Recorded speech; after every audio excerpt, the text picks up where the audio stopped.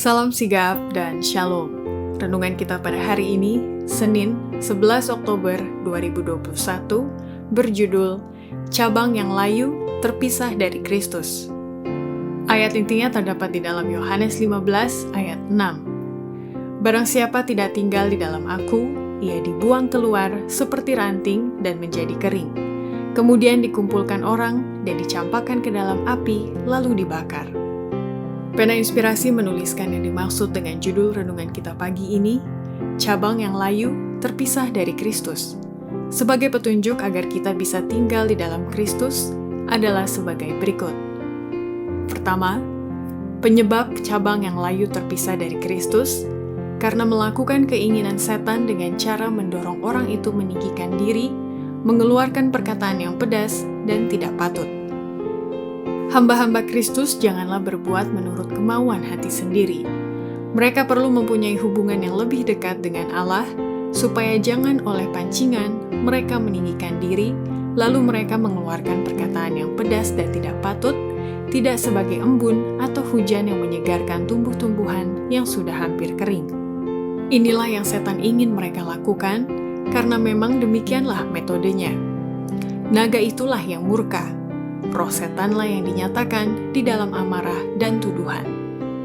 Kedua, penyebab cabang yang layu terpisah dari Kristus, karena gantinya memiliki hati untuk memperbaiki, justru orang itu tindakannya menghukum. Semua orang yang hatinya sesuai dengan hati dari kasih yang tak terbatas, akan berusaha memperbaiki, bukan menghukum. Kristus yang tinggal di dalam jiwa adalah mata air yang tidak pernah kering. Di mana ia tinggal, di sana akan ada kedermawanan yang melimpah. Ketiga, penyebab cabang yang layu terpisah dari Kristus, karena adanya sifat mementingkan dan memperhatikan diri sendiri, dan orang itu tidak memakan roti hidup, atau tidak meminum air dari mata air keselamatan.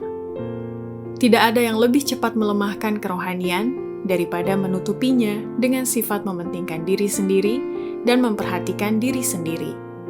Mereka yang memanjakan diri sendiri dan melalaikan untuk memelihara jiwa dan tubuh mereka untuk siapa Kristus telah memberikan hidupnya, tidak memakan roti hidup atau tidak meminum air dari mata air keselamatan. Mereka kering dan tidak berair, bagaikan pohon yang tidak mengeluarkan buah.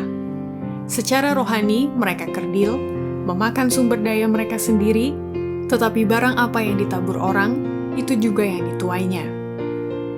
Keempat, penyebab cabang yang layu terpisah dari Kristus, karena adanya kehidupan yang tidak memantulkan ajaran tabiat Allah dan tidak mempraktikkan prinsip yang jujur dan agung. Mengajarkan hal ini tidak seperti mengajarkan teori kering. Mereka yang akan memberikan kebenaran, mereka sendiri harus mempraktikkan prinsip-prinsip kebenaran itu. Hanya oleh memantulkan tabiat Allah dalam hidup mereka yang jujur, agung, dan tidak mementingkan diri sendiri, mereka bisa mengesankan orang lain.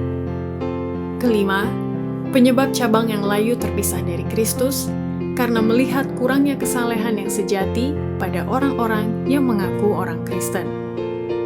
Banyak orang yang jijik dengan formalisme yang kering yang ada di dunia Kristen. Banyak orang menjadi kafir sebab mereka melihat kurangnya kesalehan yang sejati pada mereka yang mengaku orang Kristen. Pekerjaan yang baik bisa dilakukan untuk mempersiapkan jalan untuk memperkenalkan kebenaran. Jika kesaksian yang sungguh-sungguh ada pada cabang pekerjaan kesehatan dan pertarakan. Keenam, penyebab cabang yang layu terpisah dari Kristus karena adanya formalitas yang tidak ada nilainya. Kasih karunia Kristuslah yang memberikan hidup kepada jiwa.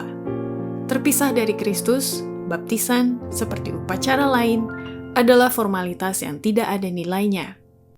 Barang siapa tidak percaya kepada Anak, tidak akan melihat hidup. Demikianlah renungan kita pada hari ini. Kiranya Tuhan memberkati kita semua.